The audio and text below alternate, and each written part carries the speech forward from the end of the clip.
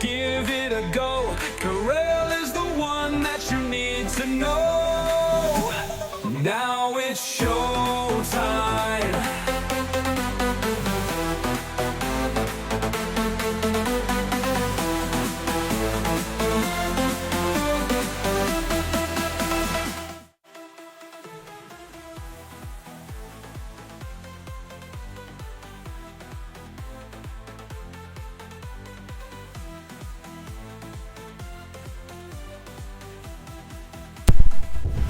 Don't you hate it when you start with no problem?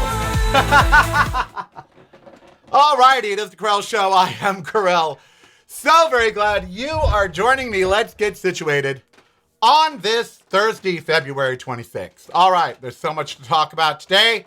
I can't wait to do it. I can't wait to get to it. All right, I start my day every day with an email. And I love this email. And I am going to share it with you because I think it's worth sharing, okay? And that is the day in history. And, it sort of gives you a little perspective of, I think it's important to remember things that have happened, right? So today in history, in our way back, let's go to the Wayback Machine. In 1993, so 33 years ago, the World Trade Center was bombed for the first time. I know you all remember that. It was a terrorist bomb that exploded. Remember down in the basement? They did arrest people. They did get tried for that. And I'm glad about that. But that happened today in 1933. In 2012, 14 years ago, Trayvon Martin was killed in Florida today. I know you all remember his name, Trayvon Martin. It was a stand your ground sort of case. His crime was being black and eating Skittles. I'd like to say Florida has grown and changed since then. Notice I said I'd like to say. It hasn't. But, it's important to keep the memory of people alive. And Trayvon Martin today died for no reason 14 years ago. Then in 1813, Robert A. Livingston, a.k.a. the Chancellor from the American Revolution, died. Christopher Marlowe in 1564 was baptized today. In 1938, the National Dollar Store strike began in San Francisco's Chinatown. That was a very big deal, actually. And they wanted, better conditions, better work, same as 100 years later, basically. 1929, the Grand Teton National Park was established, which is fun to say. Say it, Grand Teton. It sounds like you're talking about Dolly Parton. The Grand Tetons. But today in 1929, long before Dolly, the park was established. In 1974, Nike received a patent for waffle-soled trainers, which were literally invented on a waffle iron. And that was in 1974.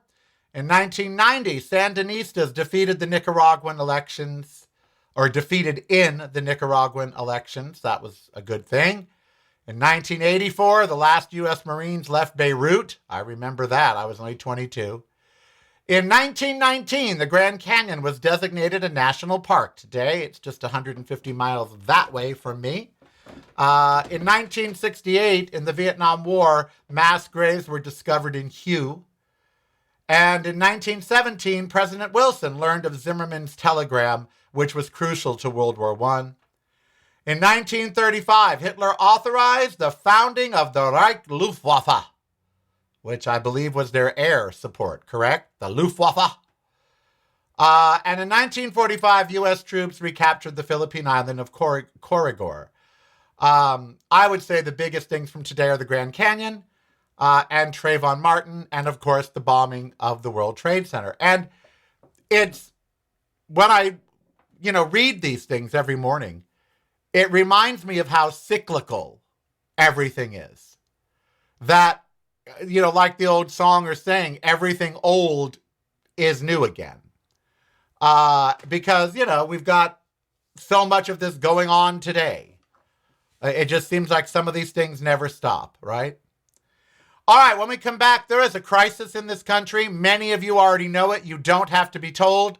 And no politician is talking about it. No one's offering solutions, and it's getting worse every single day. And it's a humanitarian crisis of the biggest, just the biggest. And so we're going to talk about it. And I'd like to see your comments, too, when we come back and start talking about it. Because I know this topic is going to hit home for so many of you on one side of it or the other. And so we're going to talk about the biggest crisis facing America. And, of course, Donald Trump would never talk about it, and Congress won't talk about it. But we're going to talk about it right here. And it's not what you think it is, by the way. I guarantee it. Not what you think it is. But we'll talk about that and so much more on The Carell Show. If you're not visiting reallycarell.com daily, you're missing out. Get the podcast, videos, and the blog, including recipes at reallycarell.com. That's really KAREL.com. Showtime is here, no time to fear. Carell is so near because showtime is here. So on with the show, let's give it a go. Carell is the one that you need to know. Alrighty. Yesterday, my sister called me 18 times. As you know, on Friday the 13th, she had brain surgery to remove a melanoma. A meningioma, which no one saw coming. And it has altered her. She would say that it hasn't, but it has. She's angrier. She's very quick to anger, and she forgets. She'll call you. She called me yesterday. Oh, I got my oxygen fixed. Okay, great. I'm glad you fixed it. An hour later, she calls. Just want to let you know I fixed my oxygen. So obviously her short-term memory has been affected and she's quick to anger. Now, a lot of you know that I had to go out there 2 weekends in a row, and so many of you helped with the expenses. In fact, because of the trips, I didn't know how I was going to fix my motorcycle, which is one of my main sources of transportation, my MP3. It needs a $1,900 service because that's where they get you. The bike's only $12,000. It's over 10% of that for the service, the first 6,000 mile service. They replace belts, all the tires. It's a big service. But I'm like, I don't have $1,900. And then one of you came through and made a donation to the show, and said, look, this is more for you than the show, and I'm going to use most of that for the motorcycle repair. But thank God. So going out there to see my sister for those 2 weekends cost a lot of money I didn't have.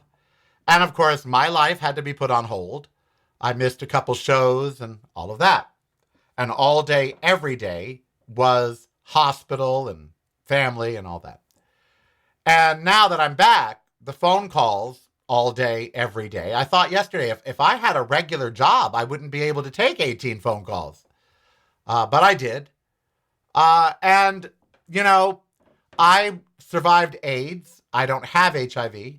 But I survived HIV, and a lot of what I did during that time was caregiving. And then my parents were both handicapped. My mother, and near the end of her life, I was a caregiver. And then when she went into the nursing home, I was still a caregiver. And this is a crisis in this country that no one is talking about. Let me give you some staggering numbers, okay? There's 335 million people, give or take, in the United States. That was 2024, by the way.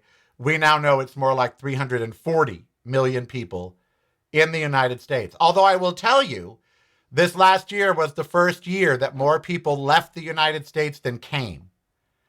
We had a net minus 200,000 last year. More people left the U.S. than came to the U.S. last year for the first time in our history. And it's directly because of Donald Trump. And it's not immigrants and it's not undesirables. It's people that we want to be here, paying taxes and such, but they left. So the population is about 340 million. Of that, 51% is over the age of 40. 51%. About 170 million. Age 50 and over, 36%. Age 60 and over, 23%, or 77 million people. Age 70 and over, 11%, or 37 million. Age 80 and over, 4%, which is 13 to 14 million. By 2034, which is only 7 years, Americans over 65 will, for the first time, outnumber those under the age of 18. Let me repeat. In just 7 years, for 8 years, in just 8 years, Americans over 65 will outnumber those under 18. Now, approximately 53 million people, or about 15 or 1 in 5 adults, 1 in 5 adults are unpaid family caregivers. 1 in 5 are unpaid family caregivers. Unpaid caregiving is valued at $600 billion a year. The caregiver to elder ratio is shrinking as the population ages. There's not enough younger people to take care of the older people. Medicare, which is what most people are on, does not cover long-term custodial care. It covers short-term rehab and limited skilled nursing care. It does cover intermittent home health care, but not 8 hours a day, every day. And it does not pay for assisted living. Medicaid will pay for long-term nursing home care, but the individuals must spend down their assets first. So before Medicaid will pay for you to be in a nursing home, you have to sell your house, liquidate your assets, all of that, unless you set up an irrevocable medical trust. Middle-class families often fall into a financial gap before qualifying. They have too much money for Medicaid, and therefore it doesn't pay. So no caregivers at home, and unless you're destitute, no long-term care in a nursing home. And 1 in 5 Americans are already unpaid caregivers. Now in the UK, home care is publicly funded. District nurses visit every day at no charge. Long-term care is subsidized. Social services assesses and coordinates the care, and families are involved but not solely responsible. There is long-term housing for seniors that are up and able to take care of themselves for free. Now in America, we have higher rates of depression and anxiety, increased cardiovascular risk due to chronic stress, caregiver disruption and lost income, retirement savings depletion, and strain on marriage and family relationships. How many of you have experienced that? We got to move mom in. We got to move dad in. We got to move sis in. And then all of a sudden your relationship goes to hell. This is a crisis facing the wealthiest country in the world because we are making our citizens choose between financial stability, exhaustion, and elderly care. And we are doing nothing, absolutely nothing, to support those 1 in 5 people that are now caregivers. And that is going to switch over the next 8 years to 3 in 5 people will be unpaid caregivers. Now, I got to tell you, this is a topic near and dear to my heart because I have seen the places that we put our elderly, and they are disgusting. They are disgusting. Particularly, now look, my friend Oscar, who passed away, his family could afford $18,000 a month. And Oscar went to a fabulous assisted living home. Had his own little apartment. He could bring his cat.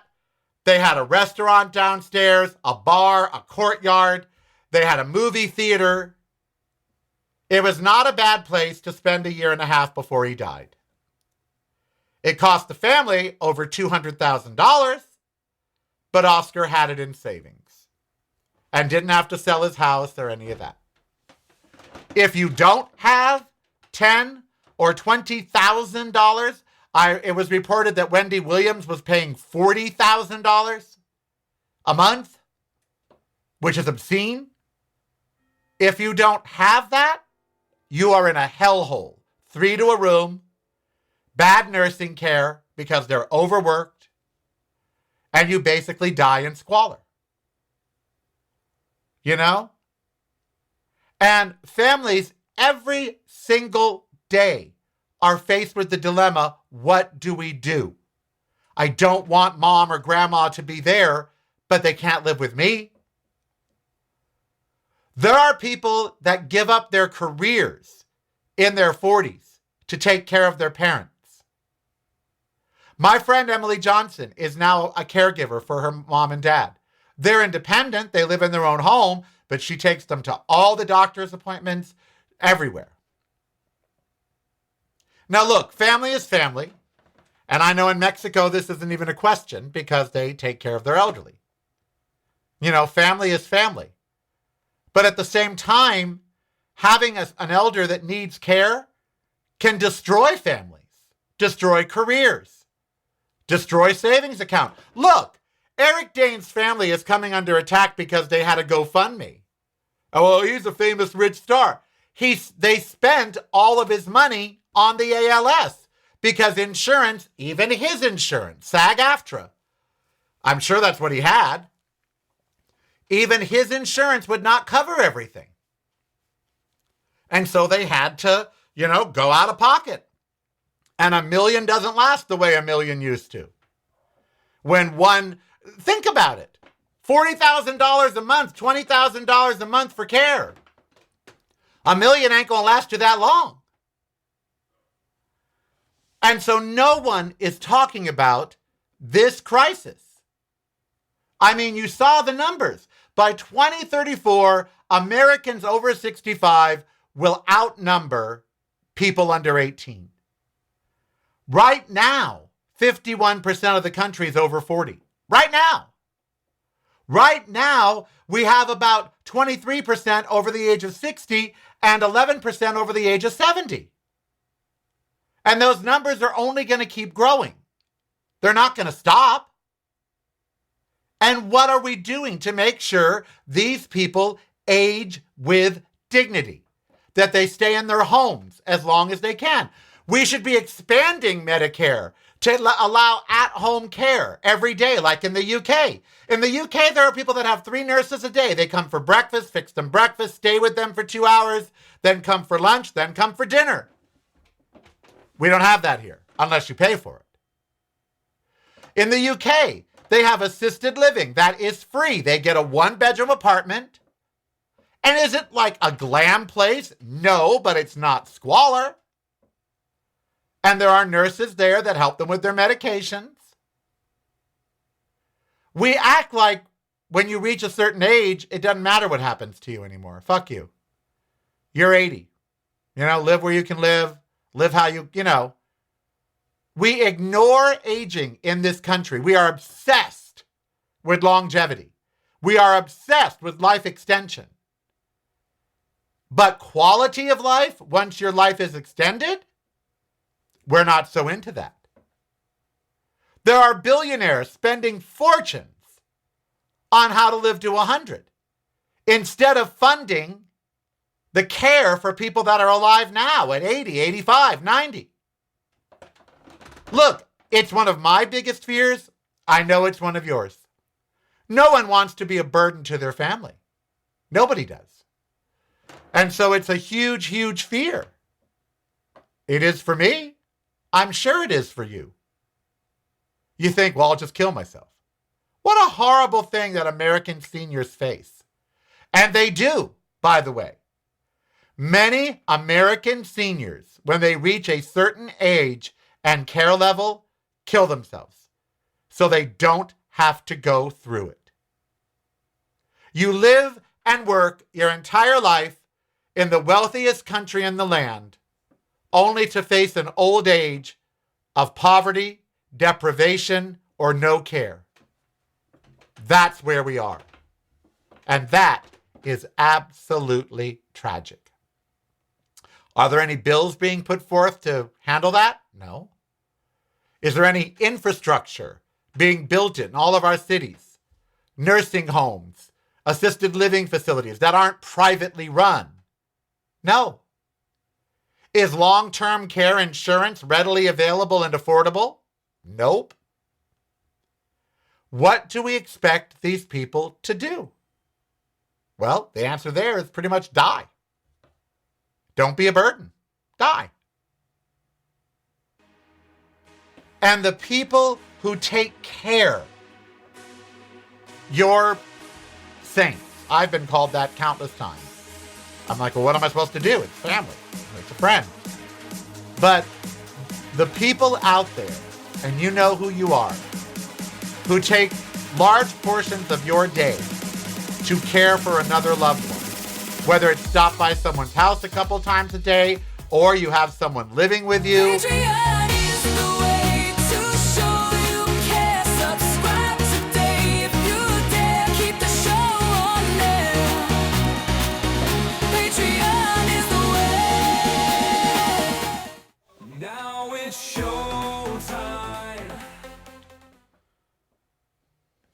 All right, we are back. I was taking a moment of pause there because this topic really does mean a lot to me. It is my biggest fear. I'm alone right now. You know, I was catching up on NCIS last night, Origins. I like the lead guy. He's hot as hell. And I don't mean the guy that plays Gibbs, although he's hot as hell too. I like Gibbs's boss because he looks like an 80s guy. Long hair, mustache, smokes a cigarette. I mean, the Marlboro Man. He looks like the Marlboro Man. I was also catching up on Landman last night. I hate Taylor Sheridan. I do. But I like some of his shows. I like Landman. Although I was watching Landman and I thought, what an homage to oil. And we shouldn't be glorifying this. But in Landman, Sam Elliott plays Billy Bob Thornton's father. Sam Elliott's who's 81 and still fuckable. If he can get it up. And he's in a home. He's in assisted living. And he hates it. He hates it. And there's a scene in episode 6 where Sam Elliott breaks down and cries because he can't get out of the pool. He can't, do this. He can't do that. And he hates his life in assisted living. This topic is starting to permeate all kinds of pop culture because it's growing every day.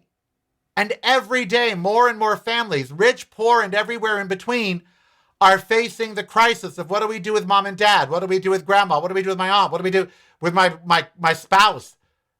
And it's not just aging. It's what if someone gets a disability and suddenly can't walk, I was at the ICU with my sister, and there are people in those rooms whose lives have suddenly changed, like altogether. Like my sister. My sister should have home health care right now. She should not be at home alone 8 hours a day as Tim goes off to work. She just shouldn't be. She should have people. And I asked her if she wanted to come here, and she said no. I can't make her. And I got to tell you, I'm glad she didn't. It would have totally changed my life. I would have done it, but I don't want to do it. So I look at this and I think this is what government should be solving. These are the kinds of issues that government should be assisting in. Stay out of a woman's right to choose. Stay out of gay and trans and bi issues. Let's go to the issues that affect all of us. We've had a bunch of MAGA in here of late. And I will tell you this issue affects MAGA and non-MAGA alike. It affects Democrats, independents, liberals, leftists, rightists, MAGA. It affects fascists. It affects everybody. Donald Trump should be in a home. We are paying for assisted living. The White House has become an assisted living facility on our dime because he needs care. You know, I joked I have a Donald Trump bruise right here. Do you see it? I did not get blood drawn. I don't know what I did. I must have hit it right there. Do you see it? There's a bruise right there. But it's right where Donald Trump gets his bruises. I must have hit it. I don't know how I did it. But I'm at the age where you get bruises and you don't know how the fuck they got there. It's like, what the hell? How many of you can relate? You wake up and you go, wait a minute, that wasn't there yesterday. What did I do? You know, I mean, I'm at that age. And so we need a better policy for the aging of America. And if Gavin wins, I am going to stay on him even more than gay and lesbian rights. I am going to badger him about better aging policies for America. We can afford it. This country, if we've got $10 billion to give to the Board of Peace for Gaza, imagine what would have happened if we could dump $10 billion into programs for the aged. Imagine that. We've got the money. And we owe these people. These are the people that established, that fought the wars, that did. We owe these people a debt. And that debt is to let them age out gracefully and not in squalor. 3 to a room. Having to smell the other person's shit. Believe me, when my mom was in the nursing home, I cried every day because I couldn't afford to put her in a better place. I thought, here I am on KGO radio. You know, here I am on this big ABC station, and I can't afford to put my mom in better health care. That ate at me. I had a 4-bedroom house. She could have lived in my home. I did not. She needed more care than I could give. My mom didn't want me changing her diaper. She didn't want me seeing her with a catheter and having to change it. And I couldn't afford a nurse to be there with her when I was gone doing radio or gone filming a TV show or whatever. I didn't have the money. And so she went to Alamitos Belmont on 4th Street in Long Beach and shared a room with 2 other people. Nice people. Well, one of them died. But, you know, but still, she had to lay there in bed, share the TV, share the nursing.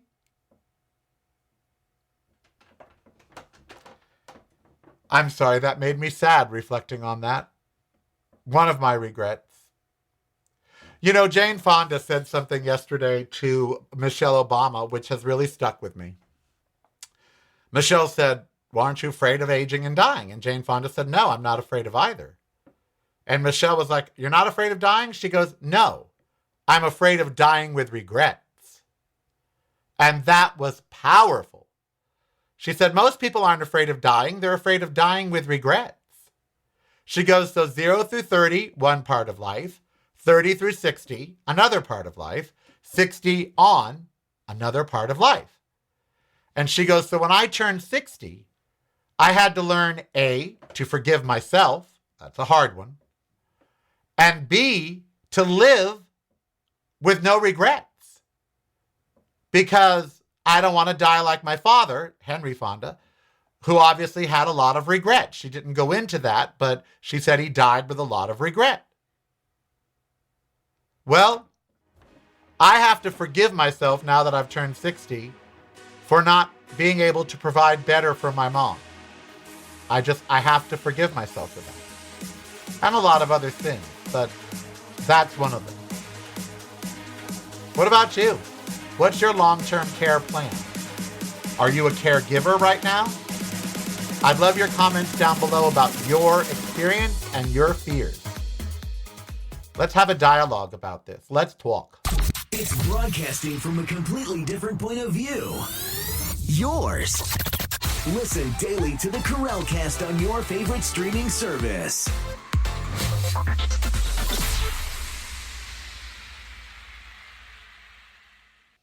You're listening to the Carellcast. Driving you home or driving you crazy.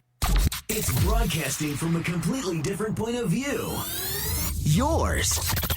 Listen daily to the Carellcast on your favorite streaming service.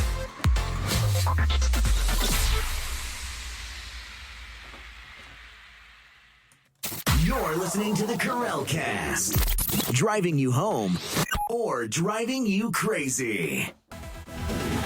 Now it's your time. You know, someone in the chat room said, Carell, now we are getting old. We are. I am. I'm 63. And to someone 80, they'll say, that's not old. To Jane Fonda, she'd go, God, I wish I was 63. Cher would say, I wish I was 63. But it's older.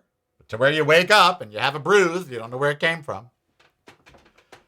You know, when I brought up NCIS Origins because Gibbs' character said that he is so used to being alone that when someone good comes into his life, his habit is to push them away because he's just used to being alone. I worried that's become me because I don't want to be alone, particularly as I age. But at the same time, the thought of someone else living with me and sharing my bed and all of that, I'm like,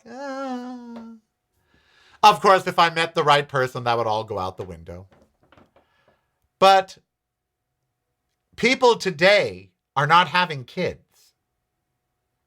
And what they don't realize is, if you don't have kids, like so many gays, we don't have kids. If you don't have kids, you're not going to have anyone to take care of you. Look, say what you will about my niece Infinity. I barely know her. I know her much better now, after the last 2 weeks. Prior to that, the last time I saw Infinity was my mother's funeral. My mother died in 2003. So 23 years ago is the last time I really saw her or spoke to her. Don't know her husband, don't know her kids, don't know. I didn't know when her daughter died that she had a 25-year-old daughter. Okay? So I don't know my biologicals. Heather and Jake, I know. I know everything. I text them every day. My biologicals, I don't. And I didn't always have a favorable view of them. Many had drug problems, substance problems, incarceration. Just not people that are in my life. Of course, that was judgmental and wrong. But when it mattered, when Infinity and Hope were needed to be with their mom because of the brain tumor, they were fucking there. Infinity was there all day, every day with me, which is why I got her the hotel room and everything, because she couldn't afford it. She had just buried her daughter. Because I needed her there. I had to come back and be with you. And so it was important for me to have someone with Roseanne, but I couldn't be there. So what a blessing that one of her children could be. And I'm forever indebted to Infinity for showing up. And look, she's got her problems and the whole thing, but you know what? She showed up. She was there. And she took the abuse that Roseanne doled out, because Roseanne is in the angry phase now and doling out abuse. I nearly left on Sunday. When she was telling me, fuck you, it's my own life, I'm going to go home, I'm going to do what I fucking want, nothing you can say can change that, and fuck it if I die, and all this other stuff, I thought, I just spent 2 weeks and $3,000 to keep you alive, and this is the attitude? This is the thanks I get? But I realized it was the brain tumor. But Infinity and I sat there and took it, and still cared for her.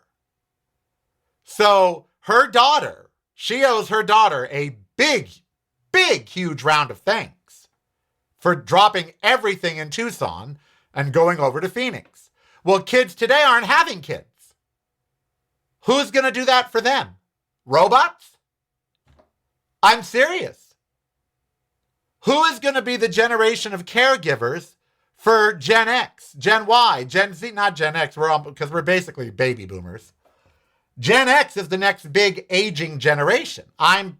I'm on the cusp of Gen X and baby boomers. I was born in 62. Some baby boomer has it ending in 62, some in 64, but I'm a Gen Xer, basically. My attitude is such of a Gen Xer, not a baby boomer. I have nothing in common with a 90-year-old. But who's going to be there for them? They're not having kids. Their dogs aren't going to be able to take care of them. Their friends will be as old as they are. So who's going to take care of them? That's part of why you have kids. I have no children. And I don't know that my nieces or nephews will want to take care of me as I age. I'm worried.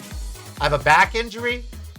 I may be in a wheelchair one day. ReallyCarell.com daily. You're missing out. Get the podcast, videos, and the blog, including recipes at ReallyCarell.com. That's really KAREL.com. Showtime is here, no time to fear. Carell is so near because showtime is here. So on with the show, let's give it a go. Carell is the one that you need to know. You know, we laugh about it. We'll be lucky if we have robots to take care of us. I mean that. I watched Bicentennial Man. We'll be lucky if there's care robots because at least we'll get care. Because corporate America, once you're no use to them, you're fucking no use. If you can't work and contribute back to them and give them money, then you're of no use, even when you're old. Corporate America runs these care homes, and if you can't give them 10 grand a month, 20 grand a month, if your insurance won't pay them all these large sums, then you're no fucking use to them. Get out, die in the street. There's someone in the chat room, Robert. He's been flying from Portland to Southern California every month since August and staying 1 to 3 weeks to take care of his mom. But finding 24/7 help is tough, is it ever? Especially overnight help. That's nearly impossible. And do you trust them? And who are they? And then they have life issues. And oh, yeah. Now, I didn't mean to make this the whole show. There's a lot else going on in the world. But it is a topic that deserves all of our attention. And I worry. I worry. You know, the White House press secretary said that the Truth Social is Donald Trump's official, that he does it. It's policy. It's like the United States speaking. And the night of the State of the Union address, he got mad at Ilya Oman and the other Taibbi, I think it is, because they shouted at him. I mean, she's from Minnesota. And when he did his immigration thing, she shouted at him, "You're killing Americans," because he is. And that night, while pumped up probably on Adderall, imagine this. You're the president of the United States. There are so many things you could do for the good. Like establish long-term care for seniors, especially if you're fucking 80. You know?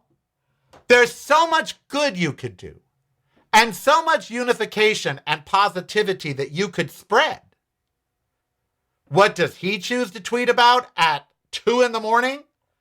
That he wants those two seated congresspeople and Robert De Niro deported. He actually wants American citizens kicked out because they challenged him, because they don't speak well of him. He even mentioned Rosie O'Donnell again being in Dublin, minding her own damn business, but he mentioned her again because she lives rent-free in his head. Why? Because she made her disdain for him known.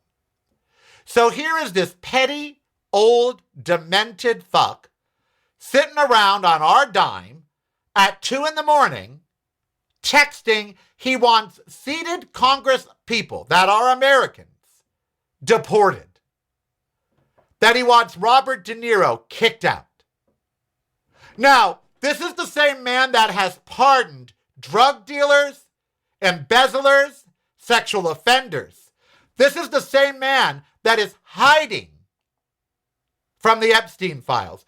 We now have proof in the New York Times that Donald Trump was accused by a woman of sexually molesting her when she was underage, and all of the follow-up documents are missing, are gone. Donald Trump has so many sexual abuse allegations against him in the Epstein files that we are not seeing. He didn't mention them at the State of the Union. And everybody in this country wants them released unredacted except for the names of the victims. That's it. There should only be 10 or 12 redactions. or 100 or 200, however many victims there are. There should not be redactions of any man mentioned in those documents, but there is. Does he want them kicked out of the country? Bill Gates just acknowledged affairs as well as apologized for being in the Epstein files. Is he saying Bill Gates should be thrown out of the country? No. Just the two Muslims that are in Congress that challenged him, and Robert De Niro, who will take no shit from him. That's what's occupying in his brain. Not you or I. Not the struggles that people like Robert's facing, having to fly from Portland to Southern California, not being able to find care. He doesn't care about that. He doesn't care about the people lying 3, 4, 5 in a room that need assisted living and care, that need medications that aren't covered. He doesn't care about them. Yesterday, I went to Albertsons to pick up a prescription, the only prescription drugs I take. For my nose, I have rosacea, and then my blood pressure pill, because they want to keep it low, and it was 118 over 60 this morning. They want to keep it low for my aorta. And I bought just fruits, just fruit. In fact, the guy at the counter was like, "You eat a lot of fruit." I said, "I eat 2 cups of fruit a day. How much do you eat?" And he said, "Not 2 cups. I said, "Are you aware that every American should eat 2 cups of fruit a day? How much fruit do you all eat?" I mean this. How much fruit do each and every one of you eat? Because if you're not eating 2 cups a day, you're not eating enough. Get 2 8-ounce cups, like I have, porcelain, little bowls that are 8 ounces. And every night, fill those up with fruit, put them in the fridge for the next day. And mix it up. I have bananas, strawberries, kiwi, melon, pineapple, blueberries, blackberries, raspberries. Oh, yes, honey. Oranges, clementines, the little clementines. I eat 2 of those a day. I eat a banana a day, 2 clementines a day, a kiwi a day, probably 6 or 8 strawberries a day. Oh, yeah. Every day, 2 cups of fruit. Why don't you? You need to. Please, whether you're vegan or not, doesn't matter. 2 cups of fruits a day. And so I bought my fruit for the week. $44 for fruit. I bought a a cantaloupe. I thought of the watermelon because there was this guy slapping all these watermelons, and it made me laugh because it sounded like he was slapping somebody's ass. He was like this 70-year-old guy, and he was smacking these watermelons. And then he'd put one down, and so I think he just liked smacking the damn watermelons. I was like, "You better smack that shit up, honey." He was smacking the watermelons.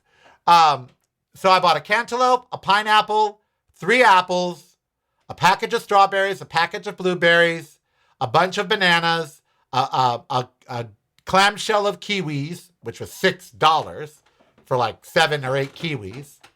God, I wish I was still in Dr. Danielle and David Zucker's world and that they still owned a kiwi farm. $40+ for fruit. For fruit. Between the copay on the azelaic acid, which they give me for my nose, it's a cream, and the doxycycline, which they give me for my nose, between the copays on that and the fruit, I spent $120 at Albertsons for 2 medications and fruit. $120. Donald Trump could be doing something about that, but he's not. He refuses. Instead, he wants to kick people out of the country for challenging him.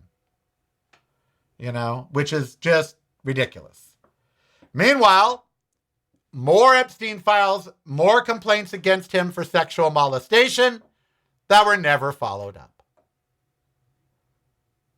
This is the country we live in now, where the real problems, like affordability of good food, like aging, and how to take care of our elders, and we know it is cheaper and better for the person to age in place, meaning at home. We know that it's cheaper to provide assisted living for people at home, to have nurses in 3 nurses a day, 8-hour shifts. That's 24 hours a day. 3 nurses a day. We know that having these people have 3 nurses a day at home is cheaper in the long run than having assisted living facilities. We won't do it. They do it in Europe. They do it in Ireland. They do it in France. They do it in other, but we won't do it here. And yet we know they live longer, better lives, and die with dignity. We know this. 84% of Americans die in a hospital. That's only a 20th century thing and 21st century thing. Prior to the 20th century, it was flipped. 80+% of people died at home. Now, it's totally flipped. And one half of the total amount that you will spend on healthcare in your life, 50%, is spent in your last 5 years of life. 1/2 of the entire medical bills for your entire life occur in your last 5 years. It doesn't have to be that way. It's not that way in other countries. But we've got to make politicians care. We have to bring these issues up at town hall meetings by calling our senators and our congresspeople and saying, I care about how we're not paying attention to our aging population and their care. They should listen to this show. We should send all of the politicians this show. Because I care. And I know you do too. You know, I know that you guys care. Oh, see in the chat room? Oh, yep, none of you eat enough fruit. Yep. Sandy, you're not alone. She says she has no kids. She has no idea what they'll do. I have no idea what I'll do. I'm not going to burden my nieces or nephews with me. I have no idea what I'm going to do. Who else is in the chat room at youtube.com/Willie Carell? Hi, James Schnabel. Darren Holmquist, I don't eat nearly enough fruit. No, you don't. 2 cups a day. It's not hard. It's not hard. People, every time I say that I drink a gallon of water a day and I eat 2 cups of fruit a day, plus I eat 5 servings of fruit or vegetables. With every meal, have a plant. Spinach, zucchini, broccoli, cauliflower, whatever you want. But have it with every meal, including breakfast. For breakfast, I have fruit with oats. And drinking a gallon of water a day is not hard. Get a 32-ounce water bottle and fill it 4 times a day. Oh my God, that's so hard. It's not. Get 2 8-ounce cups, period. Fill them with fruit. Put them in the fridge for the next day. Have 1 with breakfast, 1 with dinner, or 1 with lunch. You're done. There you go. Fruit in. It's not hard to give your body what it wants. Unless it wants a man, and then, honey, it's hard. Trust me on that. I had to meet a young man. I need a 45-year-old lover. That's what I need. Then when I'm, 80, he'll be 60 and still able to take care of me. Anyone know a 45-year-old bearded redhead with long hair and a nice physique that wants some old broken queen?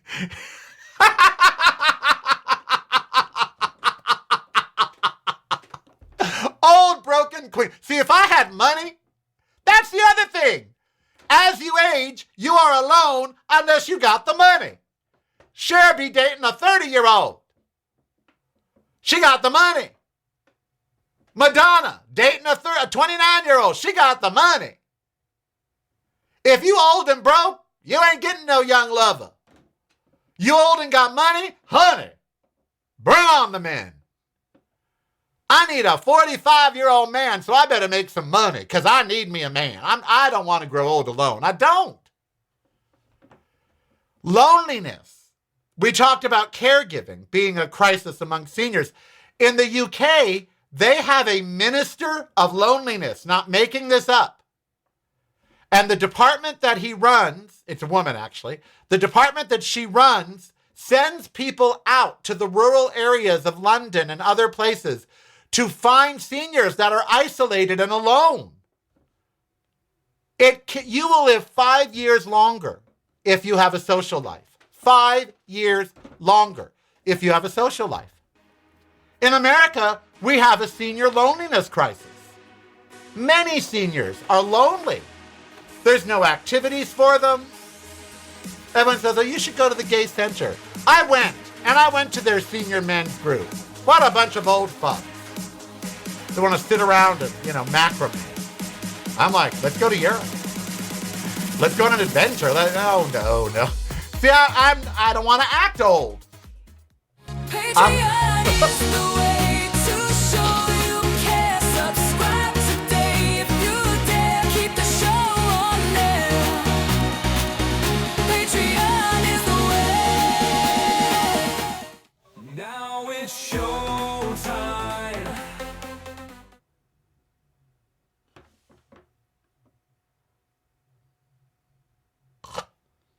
All right, I am back. Someone said, Carell, you're in Vegas, start gambling. I thought about that.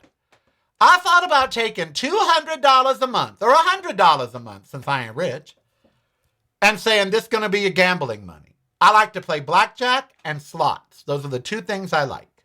I'm not good at them, but I like it. I thought, well, if you played $100 a month, ultimately you'd win something sometime. Sorry. The weather has changed. It's like 70, going to be 80 today. It's 70 out right now. Just last week it was 30. So now the pollen is all wah, and I'm all sneezing, and Ember's nose is running. And where is she?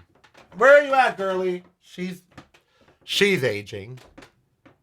The vet proposed an endoscope while we do her dental, but only if insurance will pay for it. That's $3,000.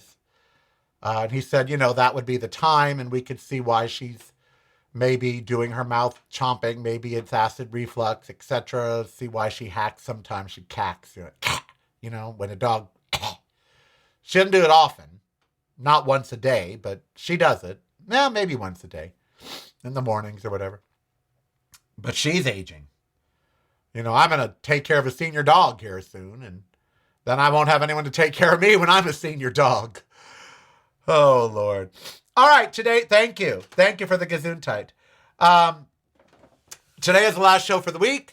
I'll be back on Monday. I want you to have some fun this weekend. Go to a movie. The movies need you. The theaters need you. Go, go, go, go, go. Please go. I know there's hardly any movies that thrill you. I know. Like what's coming tomorrow. Oh, don't forget March 1st, Sunday, are the Actor Awards. From SAG-AFTRA. I will be at a viewing party here in Las Vegas as part of the Communications Committee. I'm on the SAG-AFTRA Communications Committee here. I'm also in the couple Grammy committees. I'm on some committees, honey. So tomorrow, what movies do we have? There's Elvis Presley concert movie out called Epic, Elvis Presley in Concert. Baz Luhrmann from Moulin Rouge, he directed it. Scream 7 comes out tomorrow. Meh. My friend David Arquette's not in it, so meh. How to Make a Killing. That is Glenn Powell. They say it's another flop from him, but I like him, so I can go see it. I Can Only Imagine 2. No idea what that is. Psycho Killer. Okay. Goat, which is animated and was number 1. Wuthering Heights is still out. And, oh, Jacob Elordi, honey. There's a man. See, that man would take care of me. Oh, yes. I need Jacob Elordi to fall in love with me, honey. Oh. The Strangers Chapter 3. I've seen The Strangers 1 and 2. I really have. I don't know why. I like horror movies. I'll probably see Chapter 3. What else is out at the theaters? Avatar is still out. Zootopia 2 is still out. So those are your options tomorrow. Pick one and go see it. That's your assignment. Pick a movie. Go see it. Go to a matinee when it's cheap. But go see a movie at a theater because they're going away. And if Paramount or Netflix buy Warner Brothers, they're going to go away even more. We're probably the last generation that's going to have movie theaters. That's so sad. They'll be niche. They'll be small little niche things. But they say niche will make you rich. So, who knows? So yes.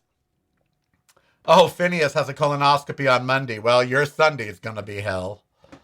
How many of we got to find a better way for that.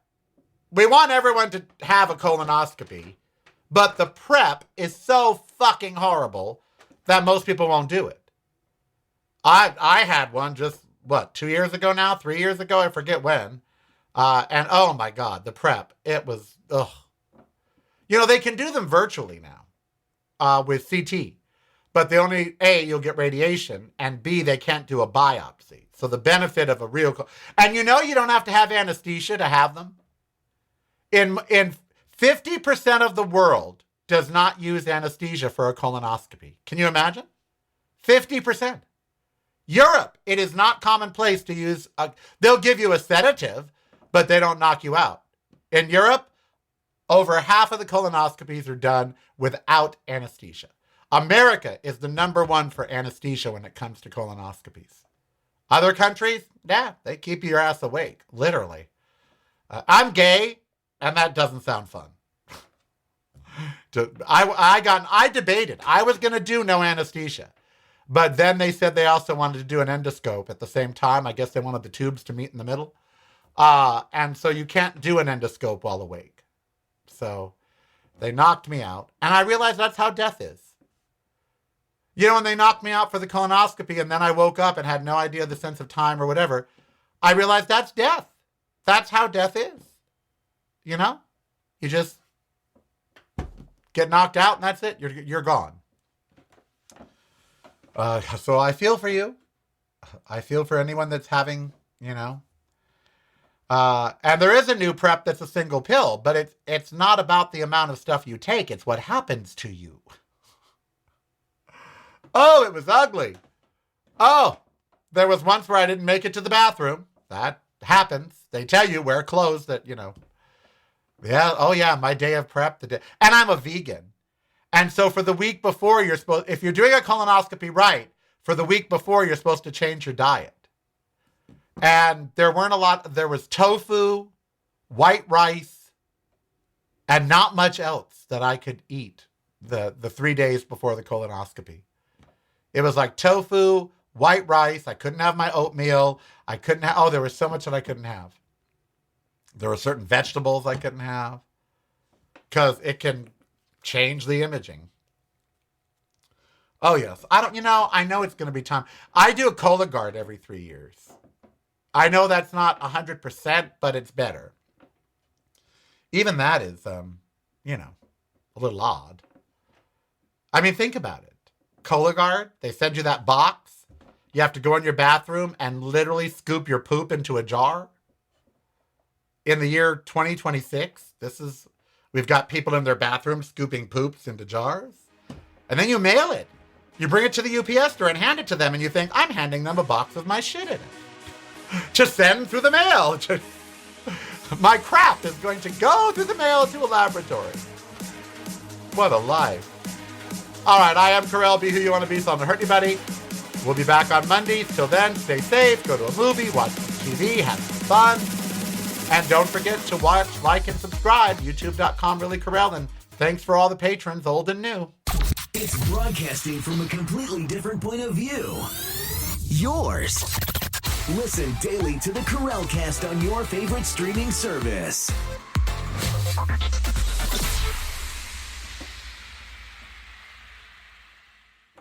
You're listening to the Carellcast, driving you home or driving you crazy. It's broadcasting from a completely different point of view. Yours. Listen daily to the Carellcast on your favorite streaming service.